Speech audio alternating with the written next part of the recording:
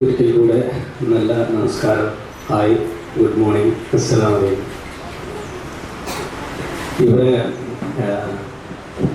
ഇന്നത്തെ മക്കൾ നാളെ നമ്മുടെ വലിയ ഇന്ത്യയെ സൃഷ്ടിക്കും. അത് ആ ഇന്ത്യയുടെ ഭാവി നിർണ്ണയിക്കുന്നത് നമ്മൾ ആ മക്കളെ എങ്ങനെ വളർത്തുന്നു എന്ന രീതിയിലാണ്.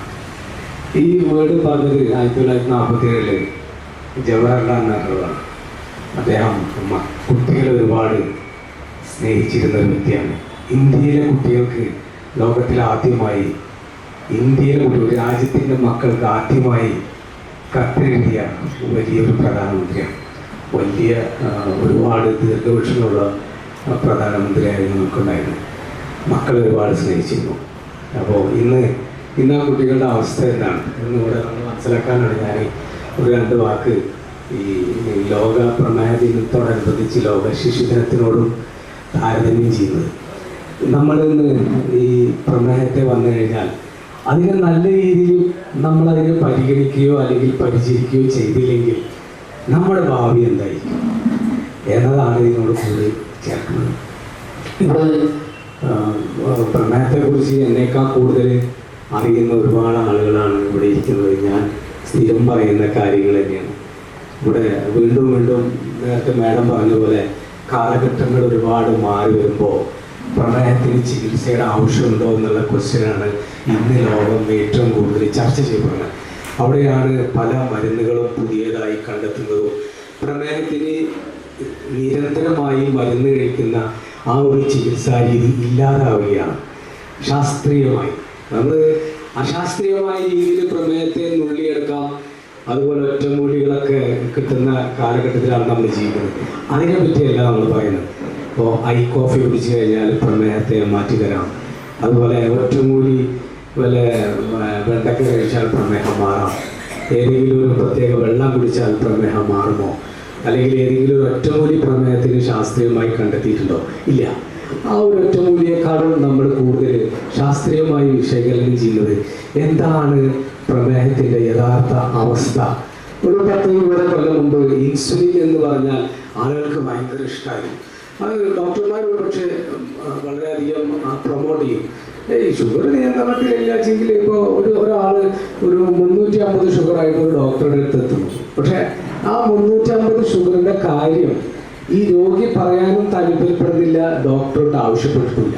സത്യത്തിൽ ആ 350 വന്നത് അന്ന് രാവിലത്തെ പുട്ടും പഴമായിരുന്നു. ഈ നമ്പറിനെയാണോ നമ്മൾ ചികിത്സിക്കുന്നത്? അതെ. ഇന്ന് നമ്മുടെ നാട്ടിൽ ഏറ്റവും കൂടുതൽ രോഗികൾ വർദ്ധിക്കുന്നതും രോഗാവസ്ഥയുടെ വളരെ മോശമായ രീതിയിൽ രോഗികൾ അനുഭവിക്കുന്നതും ഈ ഒരൊറ്റ നമ്പറിൻ്റെ പേരിലാണ്. ആ നമ്പറാണോ യഥാർത്ഥത്തിൽ പ്രമേഹം? അല്ല, അത് വെറും ഒരു നമ്പറാണ്. അത് വെറും ഭക്ഷണത്തിന് ശേഷമുള്ള ഷുഗറാണ്. ഒരു കാരണവശാലും നിങ്ങൾ 2 ഷുഗറുമായിട്ട് പ്രമേഹം ചികിത്സിക്കുന്ന ഡോക്ടറുടെ അടുത്ത് പോകരുത്. അത് നിങ്ങൾ രാത്രി കഴിച്ച ഭക്ഷണം, മറ്റൊന്ന് രാവിലെ കഴിച്ച ഭക്ഷണമാണ്. അത് നിങ്ങൾക്ക് മനസ്സിലാക്കാൻ വേണ്ടി നിങ്ങളുടെ ഭക്ഷണമാണ്. ഇന്ന് പലപ്പോഴും ഞാൻ പറയാറുണ്ട്, എന്നുവെച്ചാൽ 2 ചപ്പാത്തി കഴിച്ചിട്ട് ഷുഗർ നോക്കിയപ്പോൾ 140, 2 കഷ്ണം പൊട്ട് കഴിച്ച് ഷുഗർ നോക്കിയപ്പോൾ 350. പക്ഷേ ഈ രോഗിക്ക് ഇതിനെ സംബന്ധിച്ച് ഒന്നും അറിയില്ല. ഇന്നലെ ഞാൻ ഒരു കുന്നംകുളത്ത് സെൻട്രലിലുള്ള ഒരു ലാബിൽ നോക്കിയപ്പോൾ 140, കുറച്ചിങ്ങോട്ട് നീങ്ങിയിട്ട് നോക്കിയപ്പോൾ 350. ഇവിടെ നമ്മൾ കുറ്റപ്പെടുത്തുന്നത് ലാബുകളെയാണ്. സത്യത്തിൽ നമ്മുടെ അറിവില്ലായ്മയല്ല അത്. അതെ, നമ്മുടെ അറിവില്ലായ്മയാണ്. നമുക്ക് അസുഖത്തെക്കുറിച്ചുള്ള സാമാന്യ ബോധമില്ലാത്തതും നമ്മൾ കഴിക്കുന്ന ഭക്ഷണത്തിനാണ് ആ കാണുന്ന ഷുഗർ എന്നുള്ളത് നമ്മൾ വ്യക്തമായി മനസ്സിലാക്കണം. അവിടെയാണ് ഞാൻ പറയുന്നത് ചികിത്സാ രീതിയെക്കുറിച്ച്. ഇവിടെ നമ്മൾ എത്തിപ്പെട്ട് നിൽക്കുന്ന കാലഘട്ടം പാശ്ചാത്യ രാജ്യങ്ങളിൽ ആളുകളോട് പറഞ്ഞാൽ അവർ വളരെ വ്യക്തമായി മനസ്സിലാക്കും, അത് കേൾക്കും. അതെന്താ പറയുന്നത് വെച്ചാൽ, പ്രമേഹത്തിന് ചികിത്സ ആവശ്യമുണ്ടോ? യഥാർത്ഥത്തിൽ യങ് ഡയബറ്റീസ്, പുതിയ കാലഘട്ടത്തിൽ വരുന്ന പ്രമേഹത്തിന് ഇന്നും ശരിക്കും ചികിത്സ ആവശ്യമില്ല. എന്തുകൊണ്ടാണ് അങ്ങനെ വന്നു വെച്ചാൽ, ഒമിനസ് ഒക്ടേറ്റ്, ഒരു 8, 9, 10 കാരണങ്ങൾ ഇന്ന് ശാസ്ത്രലോകം കണ്ടെത്തിയിരിക്കുന്നു. പ്രമേഹം പണ്ട് പാൻക്രിയാസിന് ഇൻസുലിൻ വരുന്നില്ല എന്നുകൊണ്ട്, പിന്നെ ഷുഗർ ഉണ്ട്, ഇൻസുലിൻ ജീവിതകാലം മുഴുവൻ കഴിക്കുന്നു, പകുതിയിൽ ആയുസെത്തുമ്പോഴത്തേക്കും ഏതെങ്കിലുമൊക്കെ അവയവങ്ങൾ നഷ്ടപ്പെട്ട് എവിടെയെങ്കിലുമൊക്കെ അഡ്മിറ്റായി ജീവിച്ചു പോകുന്നു. അപ്പോൾ ഈ കാലഘട്ടത്തിൽ നമ്മൾ എന്ത് മനസ്സിലാക്കണം? എൻ്റെ ലിവറിൽ നിന്ന് വരുന്ന ഗ്ലൂക്കോസിൻ്റെ അളവ് വളരെ കൂടുതലാണ്. പലപ്പോഴും പല ആൾക്കാരും ഒന്ന് ചോദിക്കും, ഡോക്ടറെ ഞാൻ ഒന്നും കഴിച്ചിട്ടില്ല, ഒരു ദോശ കഴിച്ചിട്ടുള്ളൂ, എന്നിട്ട് എൻ്റെ ഷുഗർ 400ആണ്. അതും ശരിയാണ്. അതാണ് ഞാൻ നേരത്തെ 2 കാര്യം പറഞ്ഞത്. ഒന്ന്, നമ്മൾ കഴിക്കുന്ന ഭക്ഷണത്തിന് ശേഷം കൂടുന്ന ഷുഗർ, അത് കഴിച്ച ഭക്ഷണത്തിൻ്റെ. മറ്റൊന്ന്, ഭക്ഷണം കഴിക്കാതെ കൂടുന്ന ഷുഗർ നമ്മുടെ ലിവറിൽ നിന്ന് വരുന്ന ഗ്ലൂക്കോസാണ്. അപ്പോൾ ആ ലിവറിൽ നിന്ന് വരുന്ന ഗ്ലൂക്കോസിനെ നിയന്ത്രിക്കുന്ന ഗ്ലൂക്കോഗോൺ എന്ന ഹോർമോൺ അധികമായി വരുന്നു. അതൊരു കണ്ടുപിടുത്തമാണ്. ഇന്ന് കണ്ടെത്തിയതല്ല, കുറേ കാലങ്ങളായി. അതുപോലെ തന്നെ അമിതമായിട്ടുള്ള രക്തത്തിലെ പഞ്ചസാര എവിടെയും പോകാൻ പറ്റാതെ രക്തത്തിൽ തന്നെ ഇങ്ങനെ ഓടിക്കൊണ്ടേയിരിക്കണം. അതും മറ്റൊരു പ്രശ്നമാണ്. അപ്പോൾ ഈ 2 പ്രശ്നങ്ങൾ പക്ഷേ അതിനെ ഈ കാലഘട്ടത്തിൽ എങ്ങനെ ഇതൊക്കെ ഓവർകം ചെയ്യാമെന്നുള്ളത് കണ്ടെത്തി.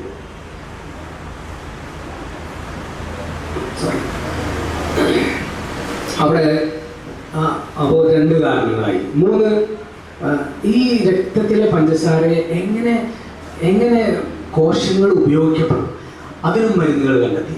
പിന്നെ പാൻക്രിയാസിലെ ഇൻസുലിൻ റെസിസ്റ്റൻസ് ഉള്ളത് കൊണ്ടായിരിക്കാമെന്ന് മനസ്സിലാക്കി, അതിനും മരുന്ന് കണ്ടെത്തി. പിന്നെ പാൻക്രിയാസിൽ നിന്ന് വരുന്ന ഇൻസുലിൻ കുറവാണെങ്കിൽ അതിനും മരുന്ന് കണ്ടെത്തി. അപ്പോൾ ഇതൊക്കെ മരുന്നുകൾ രൂപേണ ഇന്ന് നമുക്ക് കിട്ടുകയാണ്. ഇൻസുലിൻ എന്താ ചെയ്യുന്നത്? ഇൻസുലിൻ കുത്തിവെക്കുന്ന അഴിവാറ് പണിയൊന്നും അറിയില്ല. അത് എന്തെങ്കിലും കുറച്ച് രക്തത്തിലുള്ള ഷുഗർ ഉണ്ടെങ്കിൽ അതിന് കുറച്ച് കളയും. വേറെ ഒരു ഗുണങ്ങളും ഇൻസുലിൻ ഇല്ല. നേരെ അപേക്ഷിച്ച് ഇൻസുലിൻ അങ്ങനെ അടിച്ചാക്ഷേപിക്കാൻ കരുതരുത്. ഇൻസുലിൻ അതിൻ്റേതായിട്ടുള്ള ഗുണങ്ങൾ ടൈപ്പ് 1 ഡയബറ്റീസ്, ചെറിയ മക്കളിൽ കാണുന്ന പ്രമേഹത്തിന് തീർച്ചയായിട്ടും ജീവിതകാലം മുഴുവൻ പഠിക്കും. പക്ഷെ ടൈപ്പ് 2 ഡയബറ്റീസ് ആണ് ഇവിടെ ഇരിക്കുന്ന 95% ലോകത്തിലെ പ്രമേഹം ടൈപ്പ് 2 ഡയബറ്റീസാണ്. അപ്പോൾ ടൈപ്പ് 2 ഡയബറ്റീസിന് ഇൻസുലിൻ ഇന്നും നിർബന്ധമല്ല. പക്ഷേ എന്തെങ്കിലും കാരണങ്ങളാൽ ഹോസ്പിറ്റലിൽ അഡ്മിറ്റ് ചെയ്യുക, എന്തെങ്കിലും അത്യാവശ്യ കാര്യങ്ങൾക്ക് സർജറി ഒക്കെ വേണ്ടി വരുമ്പോൾ പെട്ടെന്ന് ഷുഗർ കുറയ്ക്കാൻ ഇൻസുലിൻ അത്യാവശ്യമാണ്. പക്ഷേ ജീവിതകാലം മുഴുവൻ ഒരു മനുഷ്യൻ ഒരു 1, 2, 5 കുത്തി ജീവിക്കണമെന്ന് ചോദിച്ചാൽ അവിടെയാണ് നമ്മൾ സ്വയം ചോദിക്കേണ്ടതും. ശരീരത്തിലെ ഇൻസുലിൻ്റെ അളവ് എന്ന് കണ്ടെത്താൻ പറ്റും. C-പെപ്റ്റൈഡ് കുറേ ആളുകളൊക്കെ നമുക്ക് ഇവിടെ വന്ന് ടെസ്റ്റ് ചെയ്താൽ അതൊക്കെ മനസ്സിലാക്കാൻ പറ്റും. പല ആളുകൾക്കും നമ്മൾ ഇൻസുലിൻ നിർത്തി കൊടുക്കുന്നതും അതുപോലെ ഇൻസുലിൻ ഇല്ലാത്തൊരു ജീവിതത്തിലോട്ട് ഗുളികകൾ നിർത്തി കൊടുക്കുന്നതും പ്രമേഹത്തെ മാത്രം നമ്മൾ കോൺസെൻട്രേറ്റ് ചെയ്ത് ചികിത്സിക്കുന്നതുകൊണ്ടാണ്. അവിടെ എപ്പോഴും നമ്മൾ മനസ്സിലാക്കും, പല ആൾക്കാരും ശരിക്കും പറഞ്ഞാൽ മരുന്നുകൾ വേണ്ട ആളുകളല്ല. അതുകൊണ്ടാണ് ഇന്ന് വേൾഡിലൊക്കെ WHO, IDF, international diabetic federation, അതുപോലെ ഈ വേൾഡ് ഡയബറ്റീസുകളുടെ ഇമ്പോർട്ടൻസ് ലോകം മുഴുവൻ എന്തെങ്കിലുമൊക്കെ ആയിട്ട് എന്തെങ്കിലും പ്രോഗ്രാമുകൾ ചെയ്യണം. ഇവിടെ നമ്മളാണ് ഈ പ്രദേശത്ത് കൂടുതലായിട്ടും എന്തെങ്കിലും ആളുകൾക്ക്, ഇപ്പോൾ ഈ വന്നിരിക്കുന്ന ആളുകളുടെ ഒരു 10 ആൾ അല്ലെങ്കിൽ 5 ആൾ ആ അറിവ് അവരുടെ കുടുംബത്തിൽ അവരുടെ ചുറ്റുപാടിൽ കൊടുത്തു കഴിഞ്ഞാൽ ഒരുപക്ഷെ ആ ആളുകൾക്ക് അനുഭവിക്കുന്ന ബുദ്ധിമുട്ടുകൾ കുറയ്ക്കാൻ കഴിയും. കാരണം ഇതൊരു നിശബ്ദനായിട്ടുള്ള കൊലയാളിയാണ്. നിങ്ങൾ ആരും ചിന്തിക്കരുത് എനിക്ക് പ്രശ്നമില്ലല്ലോ എന്ന്. അതാണ് ഇതിൻ്റെ ഏറ്റവും വലിയ പ്രശ്നം. എനിക്ക് പ്രശ്നമുണ്ട്, എനിക്ക് ഡയബറ്റീസ് എന്ന് പറയുന്നത് അതൊരു ജീവിതശൈലി രോഗമാണ്, അതൊരു പ്രശ്നമാണ്.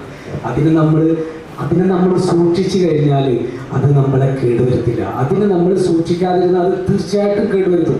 ലോകത്തിൽ ഇന്ന് നോക്കിയാൽ, നമ്മുടെ ചുറ്റുപാടുകളിൽ നോക്കിയാൽ, ഇന്ന് കിഡ്നി നഷ്ടപ്പെടുന്നതും ഇന്ന് ഹാർട്ട് അറ്റാക്ക് അറിയാതെ വരുന്നതും ഇന്ന് കാലുകൾ മുറിച്ച് മാറ്റപ്പെടുന്നതും ഈ അശ്രദ്ധ മൂലം ഉണ്ടാകുന്നതാണ്.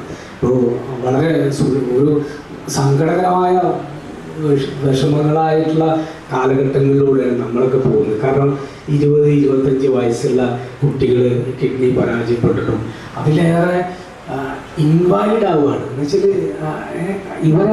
ഇവരെ കാലുകളും കൈകളൊക്കെ മുറിച്ച് മാറ്റിയിട്ട് അങ്ങനെയുള്ള ഒരു ജീവിതത്തിലോട്ട് ഈ ആളുകളെ സൃഷ്ടിച്ചു വിടുന്നത് ഈ സമൂഹത്തിലുള്ള ഈ ഡോക്ടേഴ്സും അതിലൊരു പങ്കുണ്ട് എന്നുള്ളതാണ് എൻ്റെ അഭിപ്രായം. കാരണം സൂക്ഷ്മമായ രീതിയിൽ ഈ കാലുകളുടെ മുറിവുകൾ സൂക്ഷിച്ച് ചികിത്സിച്ചാൽ ഒരുപക്ഷെ അവരുടെ കാലുകൾ രക്ഷപ്പെടുത്താം. അത് ശ്രദ്ധിക്കപ്പെടാതെ പോകുന്ന ഒരു സംഗതിയാണ്. അതുകൊണ്ടാണ് എപ്പോഴും നമ്മൾ സൂക്ഷിക്കണമെന്ന് പറഞ്ഞാൽ ഇപ്പോൾ കാലുകളിലുള്ള തരിപ്പ്, ചുട്ടുകത്തിൽ, പുകച്ചിൽ, മരവിപ്പ്, ഉണങ്ങാത്ത വ്രണങ്ങൾ, അതുപോലെ തഴമ്പ് പോലെയുള്ള ബുദ്ധിമുട്ടുകൾ, ഇതൊക്കെ തീർച്ചയായിട്ടും അതൊരു പ്രമേഹ പാതരോഗത്തിൻ്റെ ലക്ഷണങ്ങളായിരിക്കാം. ഏറ്റവും കൂടുതൽ ആളുകൾ ഇന്ന് പ്രമേഹം കൊണ്ട് ബുദ്ധിമുട്ടുന്ന വലിയൊരു സമൂഹം സൃഷ്ടിക്കപ്പെടുന്നത് അടുത്തത് നോൺ ആൽക്കഹോളിക് ഫാറ്റി ലിവർ ഡിസീസാണ്. പ്രിയ സഹോദരങ്ങളെ, ഒരു സംശയം ചോദിക്കുകയാണ് നമ്മുടെ പ്രിയപ്പെട്ട ഡോക്ടർ. സാധാരണഗതിയിൽ നമുക്ക് പഴംപൊരി അങ്ങനെയുള്ള പൊരി വർഗ്ഗങ്ങൾ ഡയബറ്റിക്സ് പിടിപെട്ടിട്ടുള്ളവർക്ക് ഈ പൊരി വർഗ്ഗങ്ങൾ എങ്ങനെ അതിനെ ബാധിക്കും, അതിൻ്റെ സത്യാവസ്ഥ എന്താണ്, അതിനൊരു നല്ലൊരു വിവരണം തരാമെന്ന് വിനീതമായ അപേക്ഷിക്കുന്നു. പൊരിവർഗ്ഗങ്ങൾ പ്രത്യേകിച്ച് നമ്മുടെ കേരളത്തിൽ ഈ 4 മണിക്കൊക്കെ എന്താ ഡോക്ടറെ കഴിക്കുക, 5 മണിയൊക്കെ ആകുമ്പോൾ എന്തെങ്കിലുമൊക്കെ പൊരിക്കല്ലേ. അപ്പോൾ പെണ്ണുങ്ങൾക്കൊക്കെ അദ്ദേഹം ജോലി ചെയ്ത് വന്നിട്ടുണ്ട്, ഒരുപാട് ക്ഷീണിതനാണ്, അല്ലെങ്കിൽ കുറേ നേരമായിരിക്കും, ഉച്ചക്ക് ഭക്ഷണം കഴിച്ചതാണ്, 4 മണിയായി, ഒന്നും കൊടുത്തിട്ടില്ല. അപ്പോൾ പിന്നെയുള്ളത് ഒക്കെ വീട്ടിൽ തന്നെ ഉണ്ടാവും.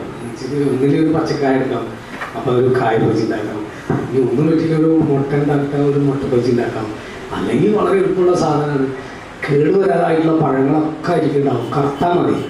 അത് ആ തൊലിയുണ്ട് കഴിഞ്ഞാൽ മൈദയിലാണ് മുക്കിയാണ്ട് വെച്ചാൽ പഴംപൊരിയായി. ഇതൊക്കെ നമ്മൾ ജീവിച്ച് നമ്മളതിൽ പിന്നെ ഒരുപാട് ആഘോഷിക്കുന്ന ആളുകളാണ് കേരളത്തിലെ ആളുകൾ, പ്രത്യേകിച്ച് മലയാളികൾ. അപ്പോൾ ഇതിൻ്റെ സത്യാവസ്ഥ ഞാൻ പറയുന്നത് അതാണ് ഞാൻ വെൽബീയിങ്ങിനെ കുറിച്ച് പറഞ്ഞത്. ഇവിടെ നിങ്ങൾക്ക് ഈ ഭക്ഷണങ്ങളൊന്നും വർജിക്കേണ്ട കാര്യമില്ല, നിങ്ങൾക്ക് ഈ ഭക്ഷണമൊന്നും വർജിക്കേണ്ട കാര്യമില്ല. ആ കാലഘട്ടങ്ങളൊക്കെ മാറിപ്പോയി.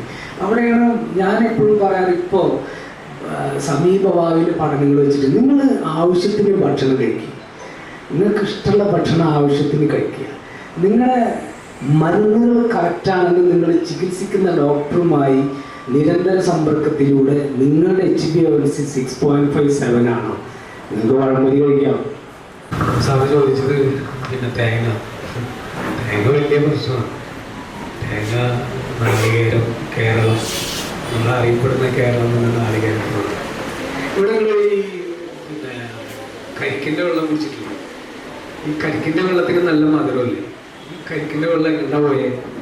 അതെങ്ങോട്ടും പോയിട്ടൊന്നുമില്ല, തേങ്ങയായിട്ട് മാറി. ആ മധുരം തേങ്ങയിലുണ്ട്, ആ തേങ്ങയിൽ ഓയിലുണ്ട്, അതിന് വെളിച്ചെണ്ണ പറയും. അപ്പോൾ ഈ മധുരം അതിലുണ്ട് തേങ്ങയിൽ.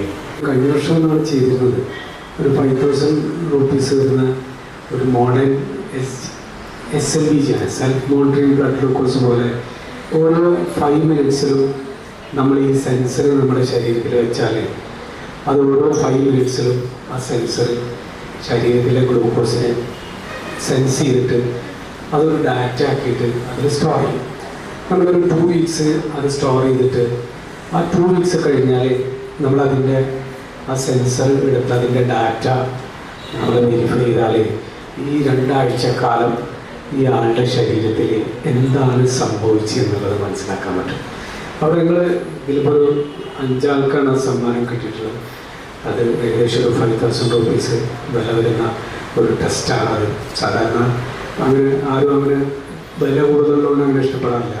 പക്ഷേ എന്നാലും അതിൻ്റെ ഇമ്പോർട്ടൻസ് മനസ്സിലാക്കേണ്ടത് അത് അവിടെ നിങ്ങൾക്കും നമ്മൾ ടെസ്റ്റ് ചെയ്യാൻ പറ്റും. അത് വയ്ക്കുന്ന ആളുകൾ അവരുടെ കഴിക്കുന്ന ഭക്ഷണം എഴുതി വയ്ക്കുകയാണെങ്കിൽ ഓരോ ദിവസവും ഡേറ്റ് ഇട്ടിട്ട് എഴുതി വയ്ക്കുകയാണെങ്കിൽ ഇന്ന ദിവസം ഇന്ന സാധനം കഴിച്ചപ്പോൾ എനിക്ക് ഇത്ര ഷുഗർ ഉണ്ടായി. ഓരോ 5 മിനിറ്റിനും ശരീരത്തിൻ്റെ ഷുഗറിൻ്റെ അവസ്ഥ രാത്രി കിടന്നുറങ്ങുമ്പോഴൊക്കെ അത് പല ആളുകൾക്കും പരിചയം ഉണ്ടാവും, ഒക്കെ അത് കാൽക്കുലേറ്റ് ചെയ്തിട്ട് കിട്ടും. അപ്പോൾ അതിന്ന് വരികയാണെങ്കിൽ അതൊരു പ്രൊസീജിയർ ഉണ്ടാകുമ്പോൾ ഒരു ചെറിയൊരു പ്രൊസീജിയറാണ്. നമ്മൾ സാധാരണ ഇൻസുലിൻ എടുക്കുന്ന പോലെയുള്ള ഒരു ചെറിയൊരു മിനി പ്രൊസീജിയർ. അത് ഇന്ന് നിങ്ങൾക്ക് കിട്ടുകയാണെങ്കിലും ഒരു പക്ഷേ ഇന്ന് തിരക്കായതുകൊണ്ട് ഇന്ന് നടക്കില്ല. പക്ഷേ അത് നിങ്ങളായിട്ട് ഏതെങ്കിലും ഒരു ദിവസം വരികയാണെങ്കിൽ അത് നിങ്ങൾക്ക് ആ സെൻസർ നിങ്ങൾക്ക് വെച്ച് തരാം. അതൊരു ഭാരമല്ല, അത് വെച്ച് കുളിക്കാം, കിടക്കാം, എന്തുവേണം ചെയ്യാം. പക്ഷെ അതെല്ലാം നിങ്ങളുടെ എല്ലാ സമയങ്ങളിലും ഷുഗർ റീഡ് ചെയ്ത് നമുക്കൊരു 2 weeks ഉറപ്പ് കിട്ടും.